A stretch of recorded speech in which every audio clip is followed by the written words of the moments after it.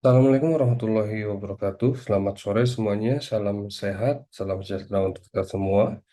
Pada pertemuan kali ini di mata kuliah pengantar teknologi informasi, kita akan membahas tentang materi perangkat lunak terkini. Mungkin teman-teman sudah tahu ya sebelumnya bahwasanya di dalam komponen komputer itu ada yang namanya perangkat keras atau yang disebut dengan hardware. Kemudian ada yang namanya perangkat lunak atau yang secara umum disebut dengan software dan ada yang namanya user atau pengguna yang biasa disebut dengan brandware.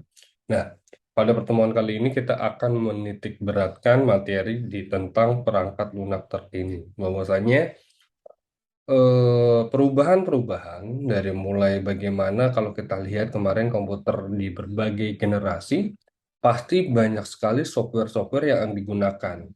Mulai dari bagaimana software itu hanya berbasis kepada teks ya, atau CLI, Command Line Interface, atau juga yang pada saat ini sering kita temukan adalah bagaimana adanya yang namanya graphical user interface. Artinya kita bisa melihat icon-icon, kita bisa melihat desktop, kita bisa mengklik button. Itu adalah merupakan tampilan dari GUI, graphical user interface. Tapi kalau mungkin di komputer generasi satu, kemudian komputer generasi 2 itu merupakan tampilannya yang masih berbasis teks atau disebutnya adalah command line interface. Itu adalah dua hal yang perlu teman-teman pahami secara dasar kalau kita akan membahas tentang perangkat lunak. Oke, kita akan coba lanjut teman-teman. Bahwasanya ada pengantar sedikit di sini. Bagaimana kalau kita katakan bahwasanya perangkat lunak adalah perkembangan dari interaksi dengan manusia ya di dalam kita menggunakan device yaitu teknologi komputer. Nah, bentuk ini kalau dulu itu sangat amat primitif, artinya primitifnya di sini dalam konotasi kita hanya bisa menggunakan beberapa tipe data. Misalnya ada hanya bisa true or false yang direpresentasikan dengan binary code atau binary digit, yaitu dalam satuan bit. Ya, apabila satu itu berarti nilainya benar atau on, kalau nol itu berarti salah. Nah, ini adalah salah satu yang dulu pada saat itu generasi komputer pertama, kedua sampai dengan ketiga itu sulit dioperasikan karena secara tampilan dia masih menggunakan berbasis teks atau command line interface. Nah, kemudian kenapa? Karena satuan-satuannya itu masih kecil, teman-teman. Kalau teman-teman kita melihat ya, satuan dalam misalnya di sistem operasi kita, baik itu Windows ataupun Linux ataupun macOS, itu satuannya sudah lumayan besar ya. Mungkin kalau di Windows ada 32 bit dan ada 64 bit. Itu pasti setiap ukurannya itu berbeda. Entah ada powerful di bagian mana itu diklasifikasikan di dalam 32 atau 64 bit. Makanya teman-teman kalau menginstal sebuah aplikasi, software atau perangkat lunak diperhatikan Windows teman-teman itu 64 bit atau 32 bit. Biasanya kalau kita 64 bit itu di 32 masuk, ya. Oke, kita lanjutkan. Nah, kelompok-kelompok bit itu disusun dalam struktur instruksi, biasanya dikenal bagian terkecil di dalam sebuah software atau aplikasi atau perangkat lunak itu disebutnya registry. Registry ini adalah kumpulan terkecil dari sebuah program. Ya, bisa berisinya adalah operasi aritmatika, operasi logika, bentuk-bentuk bit yang kecil-kecil itu digunakan untuk bagaimana kita bisa mengoperasikan perangkat lunak atau software yang kita sudah install di komputer kita. Itu adalah sedikit ya teman-teman pengantar bagaimana perjalanan software itu tidak serta-merta langsung ada seperti Windows 10 atau macOS itu tidak seperti langsung Macintosh atau dan lain-lain.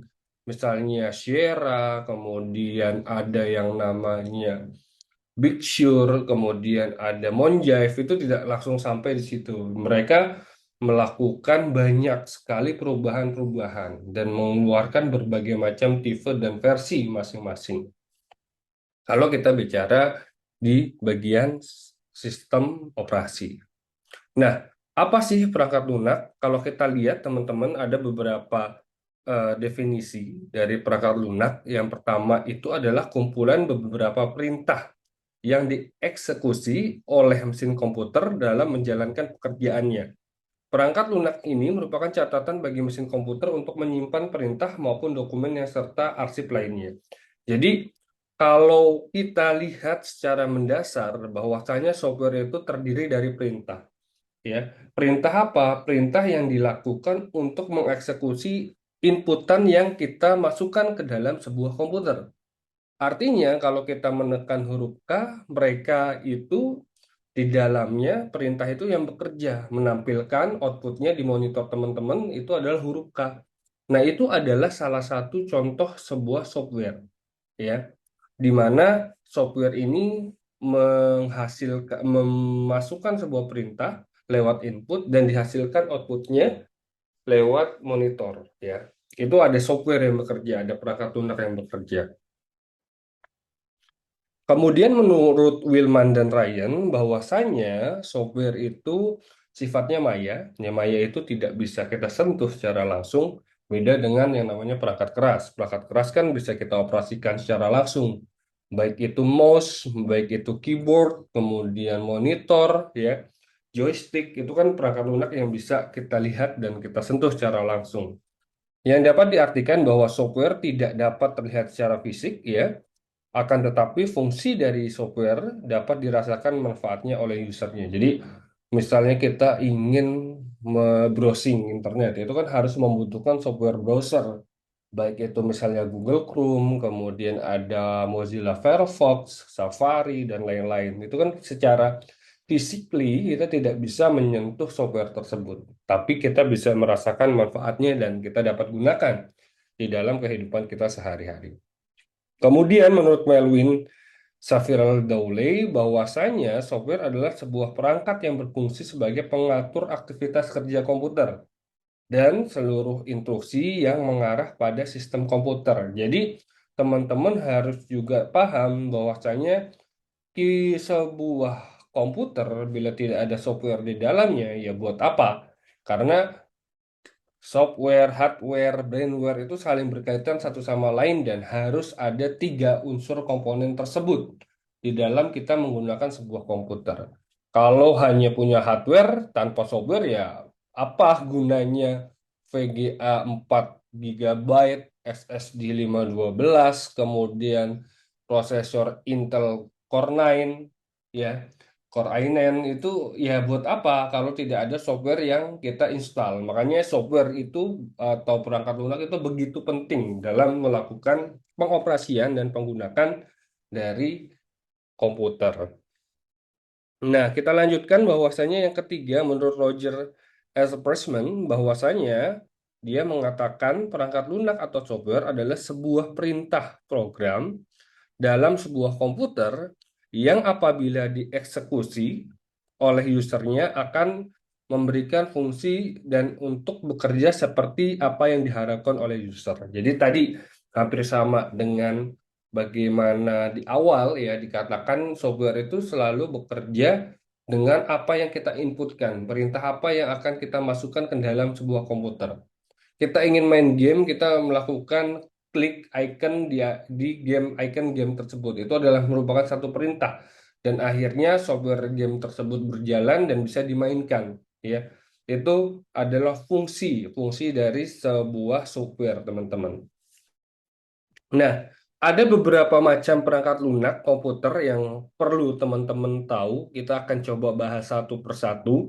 Di mana yang pertama itu ada yang namanya sistem operasi. Kemudian ada yang namanya software aplikasi, utility, dan bahasa program.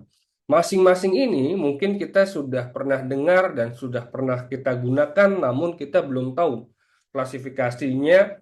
Ini software apa, kemudian ini sistem operasi apa, ini fungsi softwarenya apa, ini menggunakan bahasa program apa.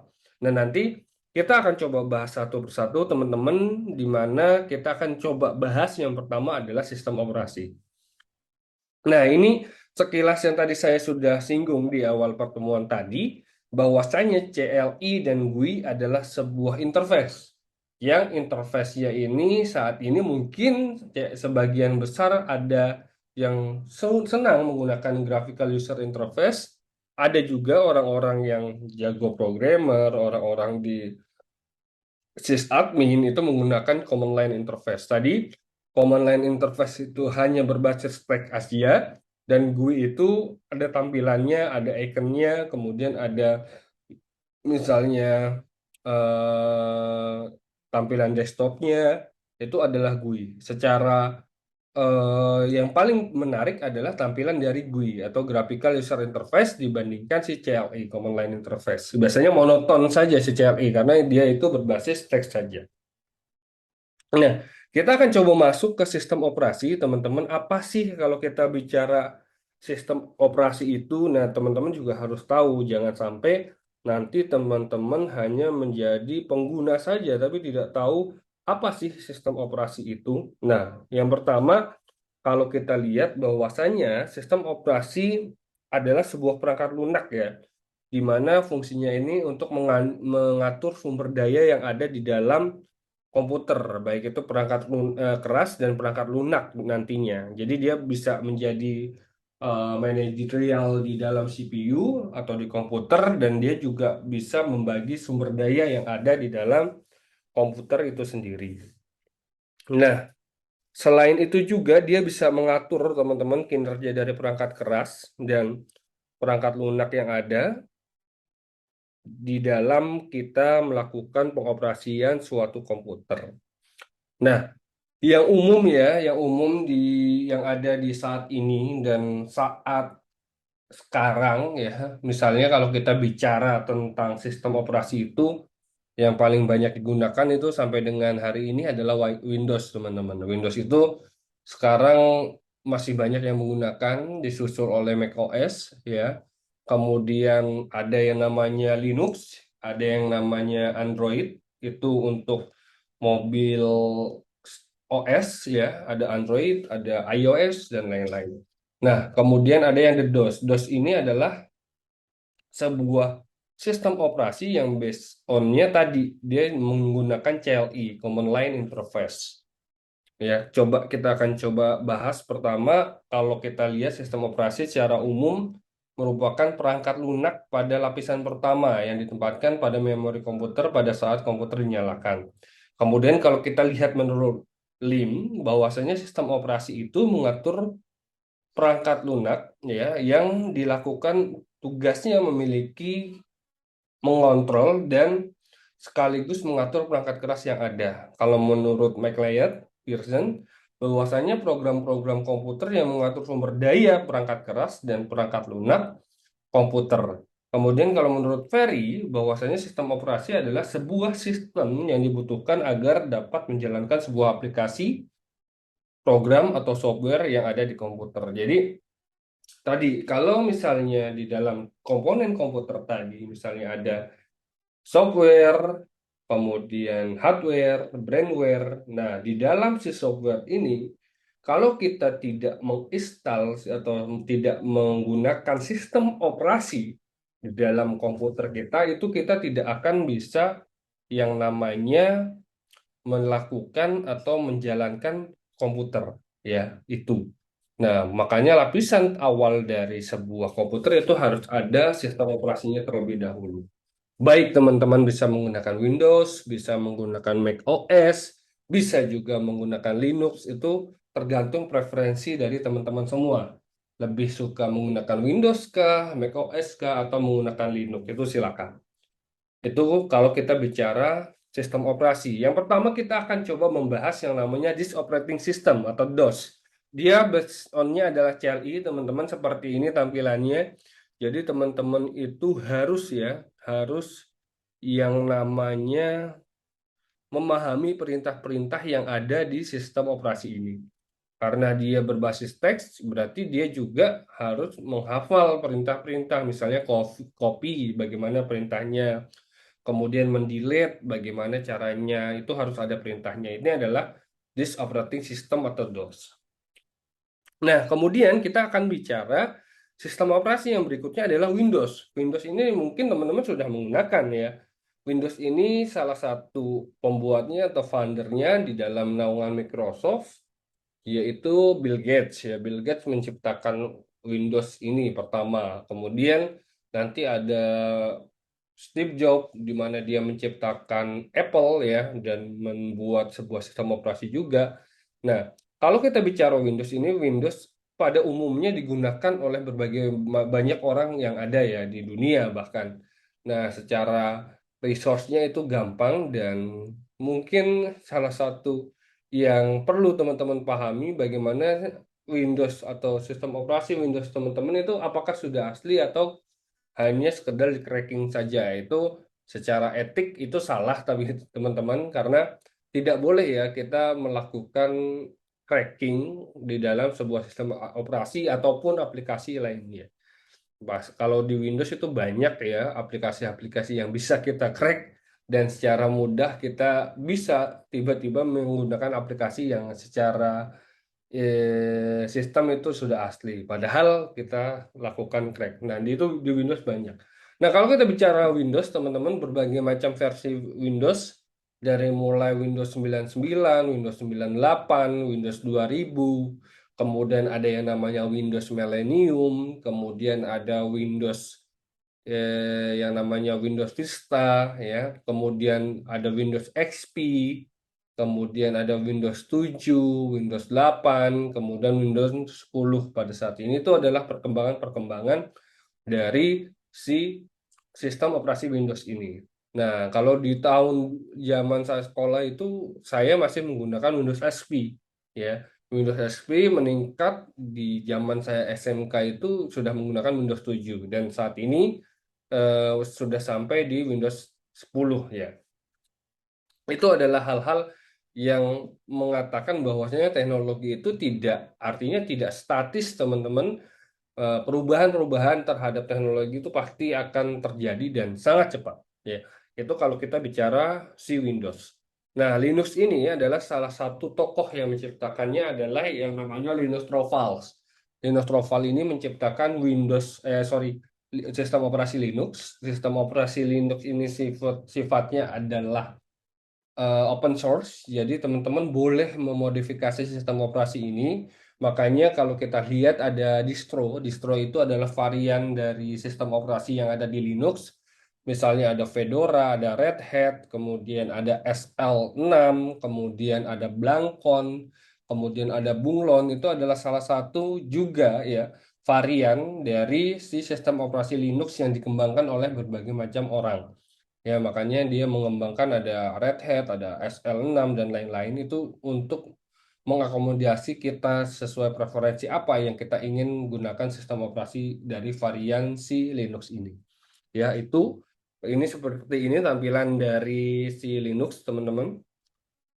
Minimalis ya, ya.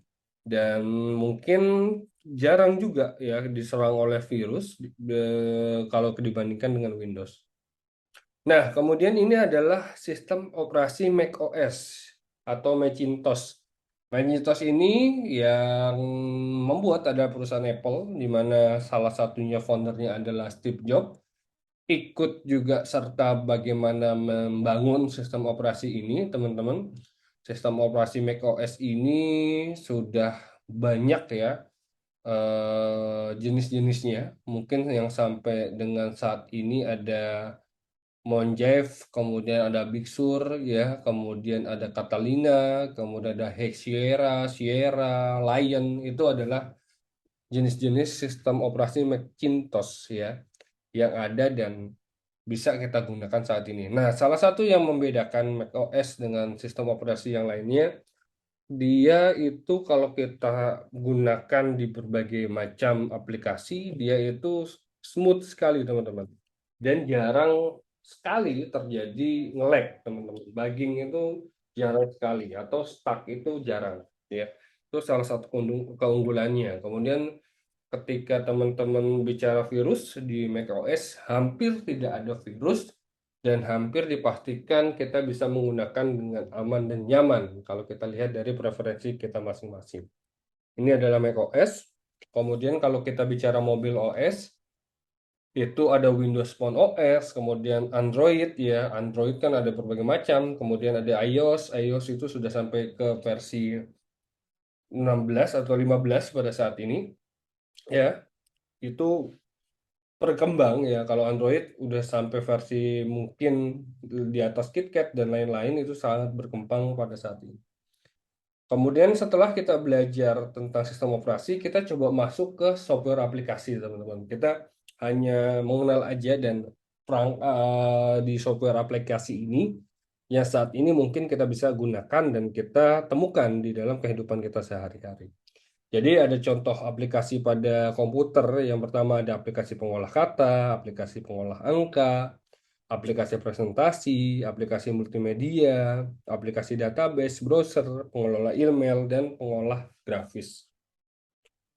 Yang pertama kita akan coba bahas yang namanya word processing atau atau aplikasi pengolah kata. Ya, aplikasi pengolah kata ini yang biasa umum digunakan adalah si Microsoft Word ya, yang itu umum sekali digunakan. Selain itu ada juga yang saat ini ya mungkin teman-teman bisa temukan ada OpenOffice, ada WPF Office ya, di mana dia bisa mengakomodir aplikasi untuk mengolah kata. Nah, kemudian ada aplikasi spreadsheet yang umum digunakan adalah Microsoft Excel, teman-teman. Kemudian ada juga keluaran dari WPS, kemudian dari OpenOffice juga dia mengeluarkan aplikasi pengolah angka. Jadi, kalau kita berhubungan dengan table, kita berhubungan dengan menghitung angka, kita bisa menggunakan aplikasi pengolah kata angka ini atau spreadsheet. Kemudian ada aplikasi presentasi, teman-teman, ada beberapa aplikasi, tapi yang sering kita gunakan saat ini adalah PowerPoint. Selain itu, saat ini yang sering dan bagus dan interaktif yang kita dapat gunakan untuk membuat presentasi adalah sebuah aplikasi yang based on website ya, itu adalah namanya Canva. Canva ini aplikasi yang powerful juga, template-nya banyak dan bisa membuat aplikasi kita presentasi kita menarik. Selain itu, selain PowerPoint dan Canva, ada juga Custom Show dan ada juga yang namanya Prezi, teman-teman. Nah, kemudian ada aplikasi multimedia. Aplikasi multimedia ini bagaimana ya kita bisa melihat ya film, video, dan lain-lain di dalam komputer kita. Perlu kita install juga, sama dengan aplikasi-aplikasi yang lain, perlu kita lakukan install atau instalasi. Di sini ada Winamp. Winamp itu kalau dulu sering kita gunakan, tapi sekarang mungkin sudah beralih ya. Ada yang namanya VLP, kemudian ada yang namanya Windows Media Player, kemudian ada ini kayak LED codec untuk melihat video, teman-teman. Ini aplikasi multimedia.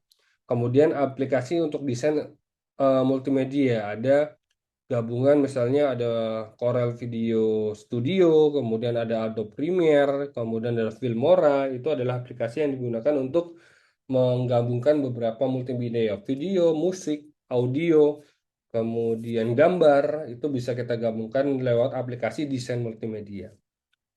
Nah, kemudian ada aplikasi database.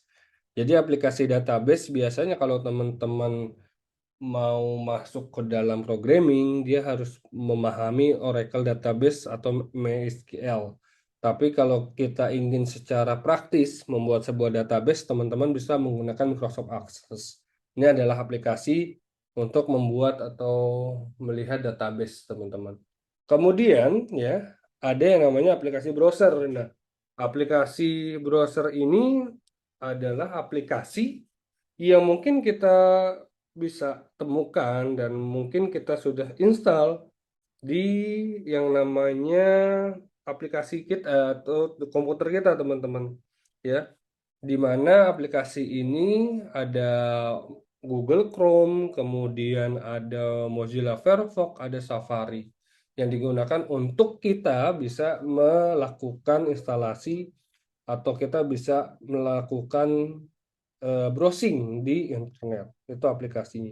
Kemudian juga ada aplikasi pengolah email atau kita bisa mengolah email kita, ada Thunderbird dan ada yang namanya Microsoft Outlook ya, kita bisa sync langsung update dengan kita tidak perlu lagi login, kita tidak perlu lagi masuk ke email kita tinggal membuka aplikasi pengelola email tersebut. Kemudian ada aplikasi pengolah grafis, ada AI, ada CorelDRAW, ada yang berbasis vektor, ada yang bukan berbasis vektor ya. Ini aplikasinya. Kemudian kita akan bicara software utility. Jadi software utility ini yang akan kita bahas itu ada yang namanya disk compression utility, kemudian ada pengecekan disk, ada disk defragment, sistem informasi tool, dan antivirus. Itu adalah sebuah software utility. Kalau kita bicara disk compression utility itu contohnya adalah WinRAR. Ya, WinRAR itu adalah aplikasi yang bisa melakukan kompresi data. WinRAR, 7-zip, kemudian Unzip itu adalah aplikasi. Kemudian ada pengecekan disk atau CC cleaner dan lain-lain. Kemudian ada disk defragmenter. Teman-teman kalau di Windows bisa akses di aksesoris. Kemudian ada sistem informasi tool dan kemudian yang terakhir adalah antivirus. Misalnya kalau di Windows itu ada Avast, ada Smadaf, kemudian ada Kaspersky, kemudian ada antivirus antivirus lainnya yang biasanya digunakan untuk mencegah virus itu masuk di dalam komputer kita. Kemudian kita akan bicara bahasa pemrograman, teman-teman. Bahasa pemrograman sekarang sangat amat berkembang. Sekarang itu ya bahasa pemrograman itu dibagi menjadi 3 level. Yang pertama ada low level language, ada high level language, dan ada fourth generation language. Nah, kemudian ada juga teman-teman lisensi perangkat lunak ya. Ada perangkat lunak komersial, ada lisensi perangkat lunak non komersial, ada lisensi trial, ada lisensi shareware, ada lisensi freeware, dan ada lisensi open source. Itu saja materi yang saya sampaikan pada pertemuan kali ini. Teman-teman bisa ekspor lagi di modul ya yang ada yang saya upload di MyBest. Ya, kalau ada pertanyaan dan ingin mendiskusikan apa, bisa teman-teman lakukan di grup ya. Dengan teks saya akan jawab teman-teman. Mudah-mudahan teman-teman nggak bosen di metode pembelajaran yang saya sampaikan dan apa yang saya sampaikan mudah-mudahan dapat bermanfaat untuk teman-teman semua. Terima kasih, salam sehat semuanya, tetap menjaga prokes dimanapun teman-teman berada. Selamat sore, wassalamualaikum warahmatullahi wabarakatuh.